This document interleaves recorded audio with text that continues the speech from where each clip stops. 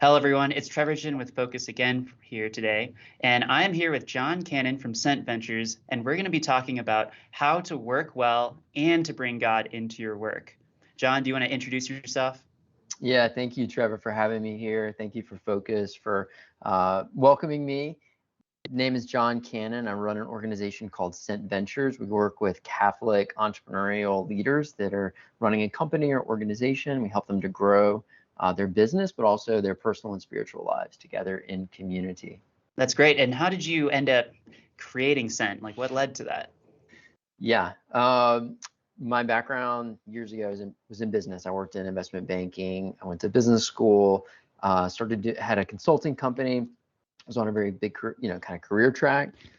Lord showed up, had a really intense conversion experience, like a spiritual experience that just transformed my life. Started spending more time in prayer, spent some time in religious life, discerning that as a calling. In that time, I did theology studies and looked at renewal in the church, how the church is renewed throughout history, and looked at leaders like Mother Teresa or Ignatius Loyola to understand common characteristics of these renewal founders in the church.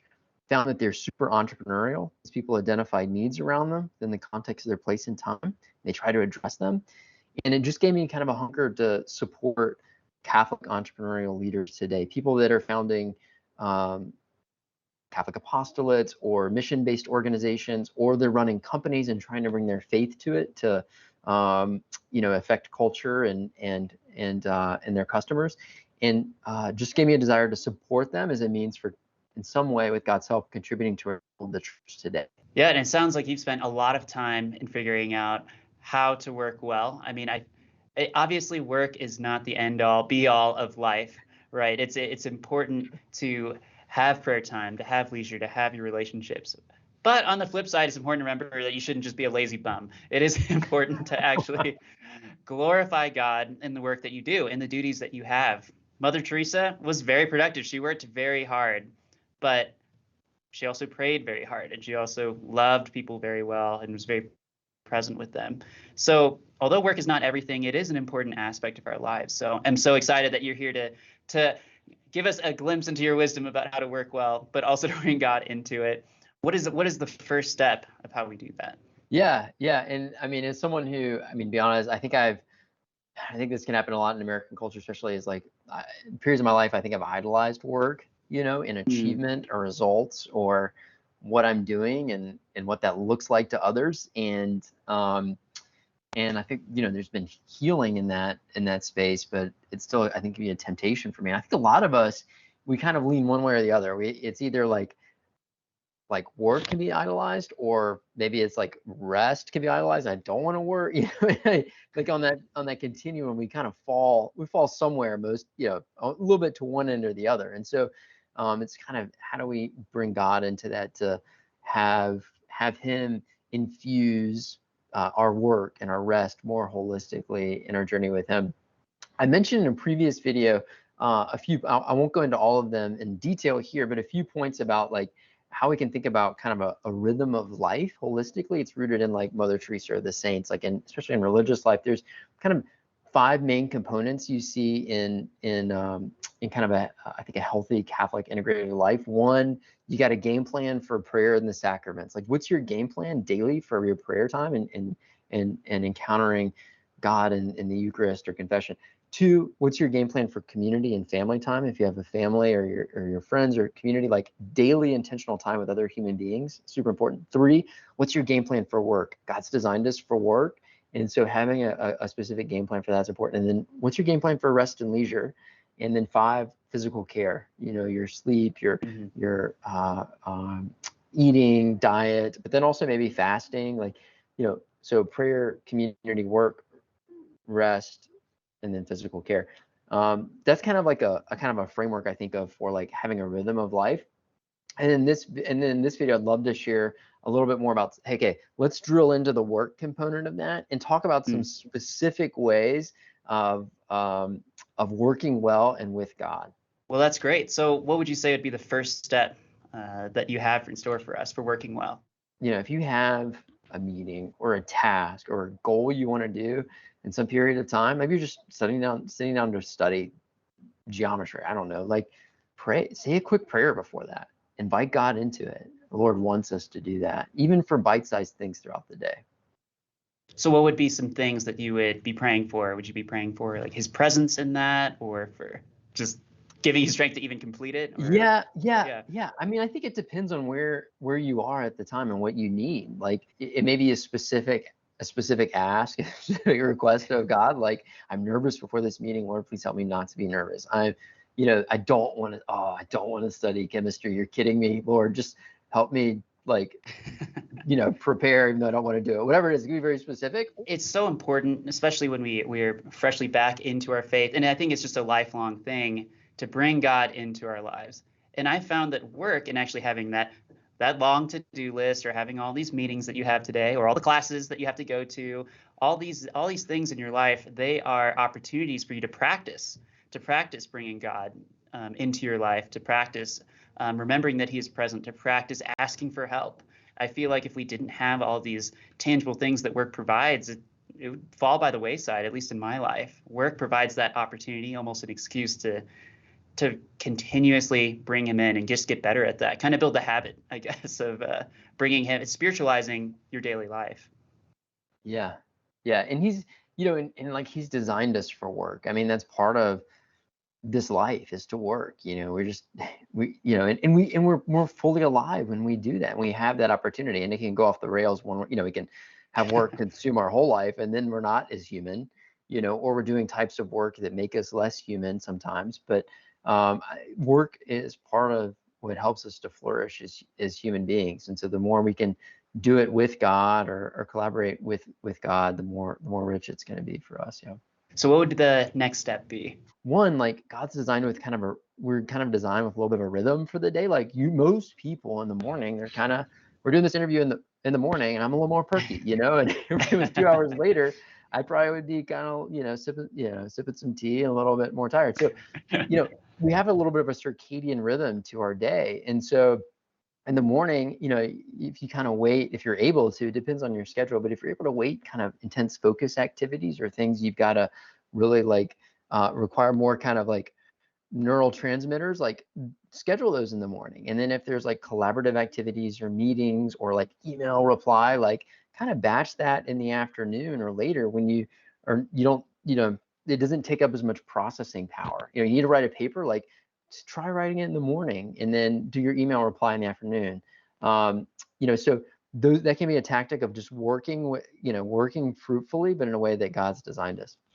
Yeah, that is a great tactic. And I think I will add on there, it's another good reason why prayer is best done in the morning, when you're most alert, ideally most alert, as opposed to maybe say 1 a.m. in the morning, right? You're trying to go to bed and you're like, oh shoot, I haven't prayed. I better pray right now real quick.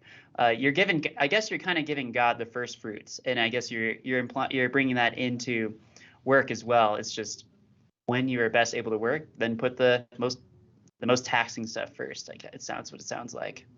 Yeah, I love that too. I mean, it makes me think, use the word first fruits, and that comes from, like, the Israelites would give the first fruits of their, back to the temple of their labor. Or, the Holocaust sheep was like the unblemished lamb. You would give the best to God for the Holocaust sacrifice, and Christ was the unblemished lamb, right? The perfect man, the perfect God man. And so, the best part of your day for most of us is kind of early in the morning. Bishop Sheen even advised in when he was advising like seminarians and upcoming priests, was like, in America we drink coffee. Go get your cup of coffee and then have it, and then go to the chapel and pray your holy hour. And Right. Dorothy Day would take coffee around with us. So if you need coffee in the morning, there's some holy people that in the American tradition that have condoned that and said it was okay. So if that helps you kind of jumpstart a little bit. Right. So what would be the next step? I would say, another thing to think about is, like, don't let perfect stand in the way of good. Don't let perfect stand in the way of good.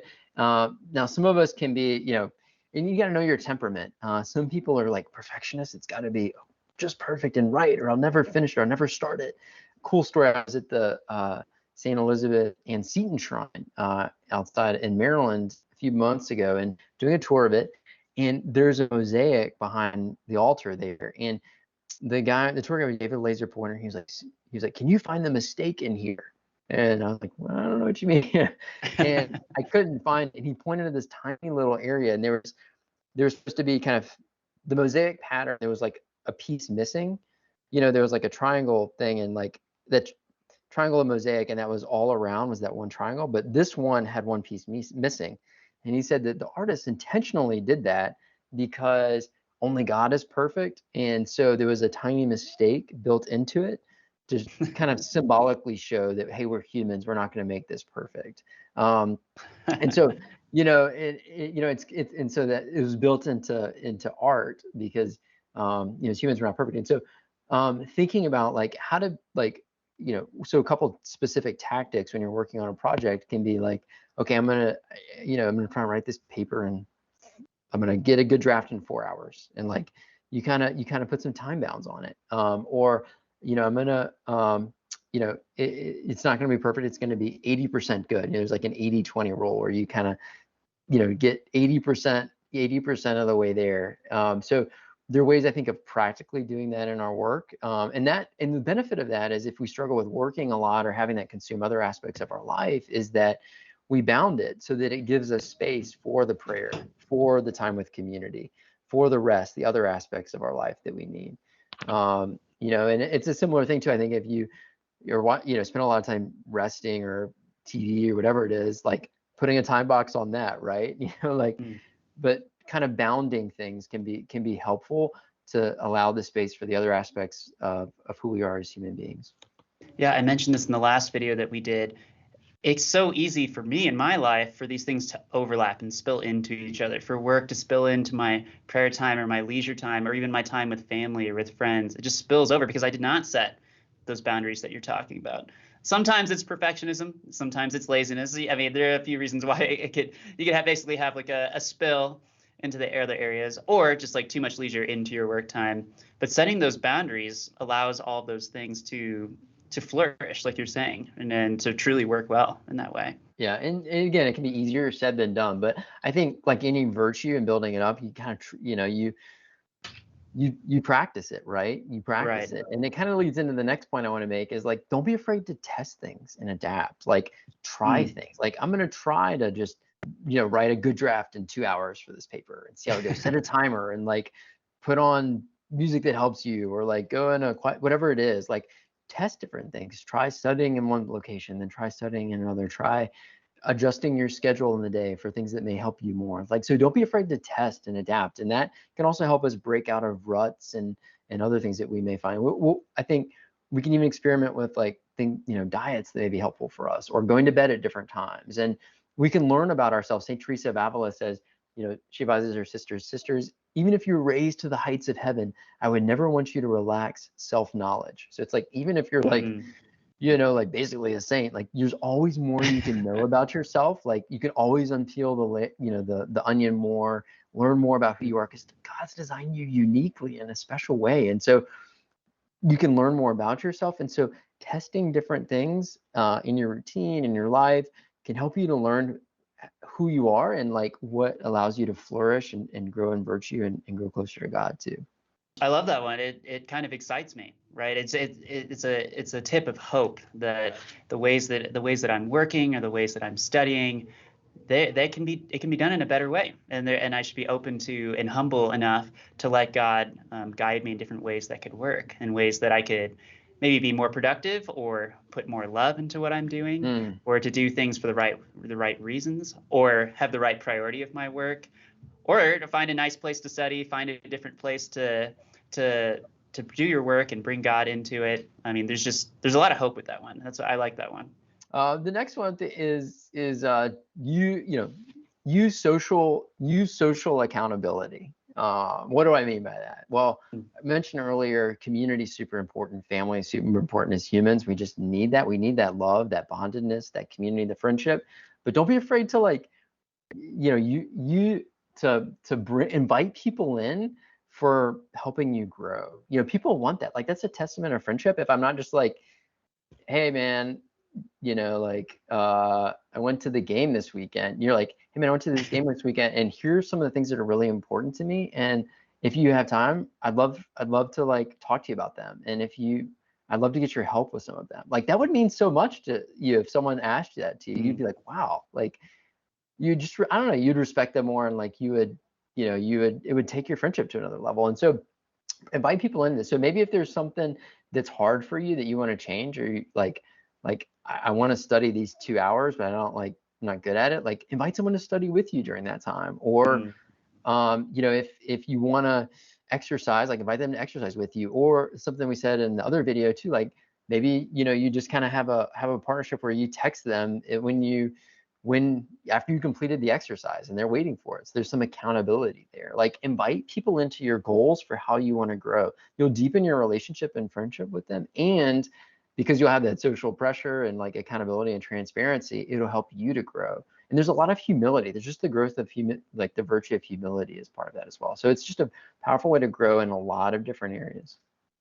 yeah, and I think it brings a lot of refreshment to friendships. I think if you're only just hanging out just because you like doing similar things, that is really good and really important for friendships. But I think this just kind of adds the salt of the earth, I guess, to my friendships, when we can like kind of challenge each other higher.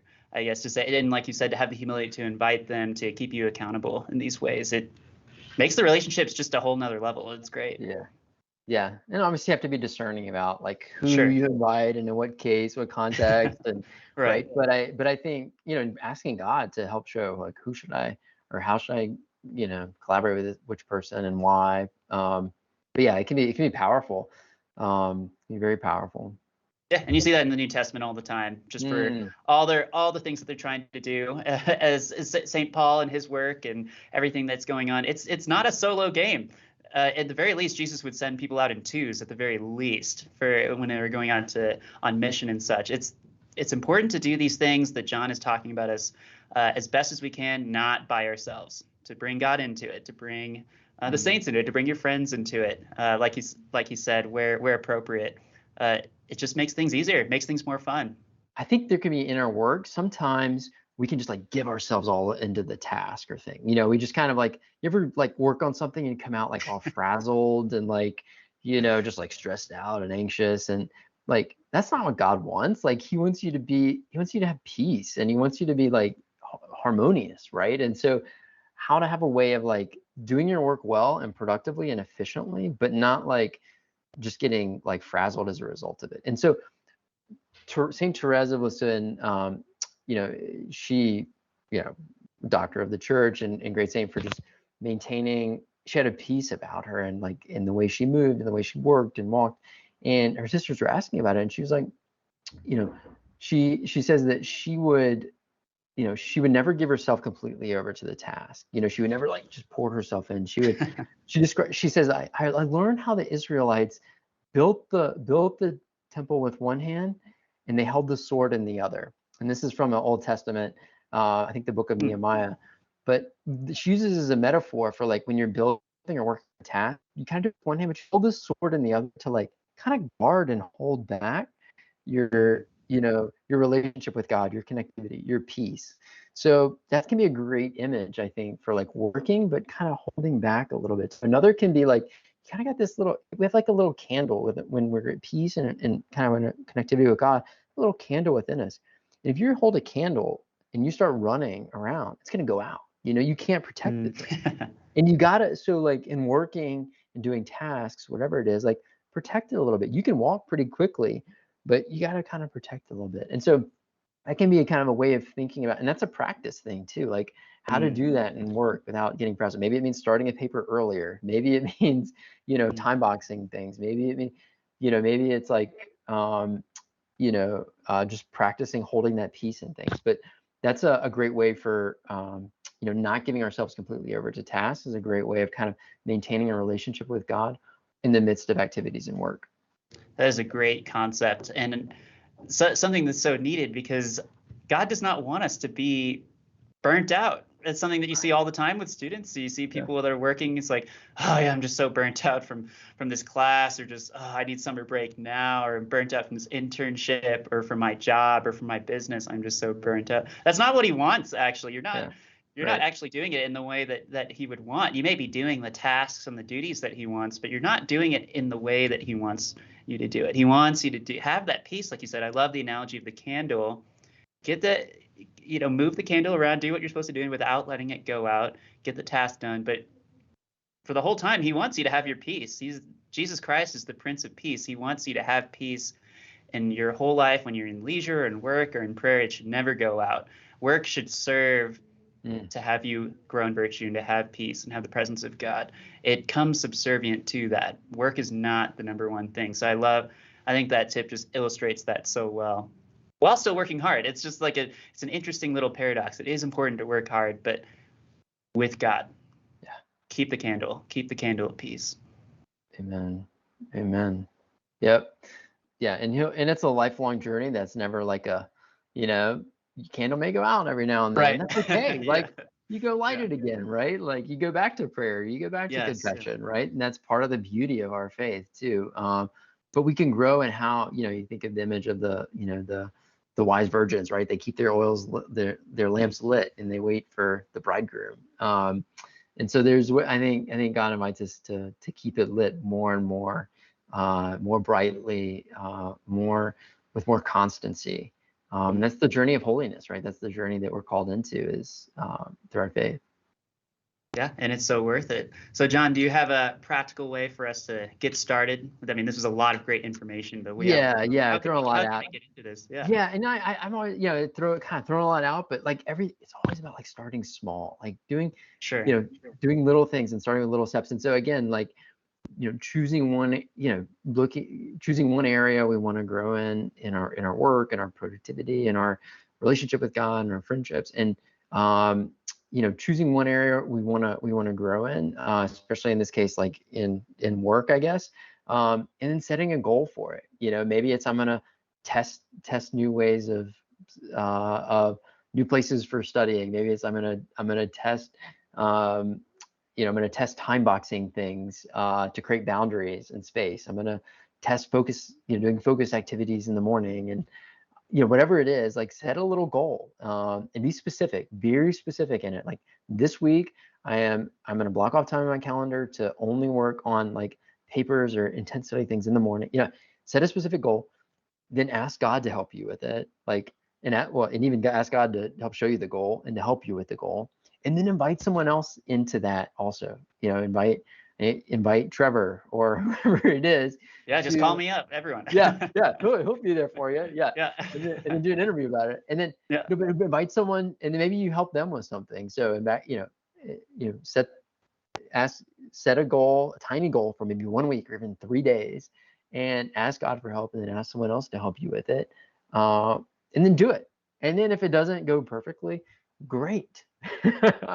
Try again or adjust it a little bit. Yeah, that's great. It sounds like that's a lot of what you do with your work and what a lot of people that are involved with you, right?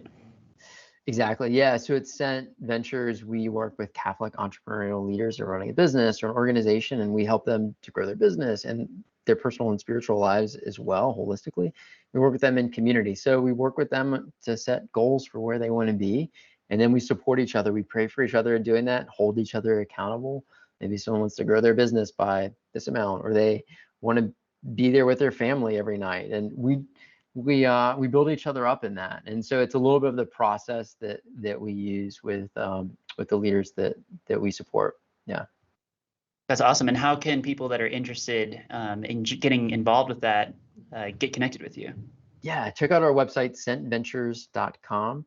You can learn more about how we work with Catholic apostolates, organizations. We also work with people that are running, kind of secular facing companies that are integrating their faith into how they lead, how they treat clients and customers. So if you're, running something, an organization or a company, or in a leadership position, or thinking of that, we'd love to find a way to support you in it. So check out sentventures.com, sign up for our newsletter, and let us know if you ever want to chat, or we can support you in your journey. Well, great. And John, thank you so much for taking the time to teach us all these great tips. And everyone, please give it a shot, even if it's super small. even if it's finding that person that you can keep accountable, just asking God, Lord, who is someone that I can invite on this journey with me? Kind of make it mission oriented. I think that'd be a good first step for a lot of people if you don't have that type of friendship. And then you can just start going on that journey, even if starting small, even if starting slow. All great things usually, most good things from what I can tell, usually start small, like that mustard seed, but it will grow. It will grow if you trust in God and bring God into it. So, John, thank you so much for taking the time. Thank you, Trevor. It's a privilege to be here. Appreciate you having me.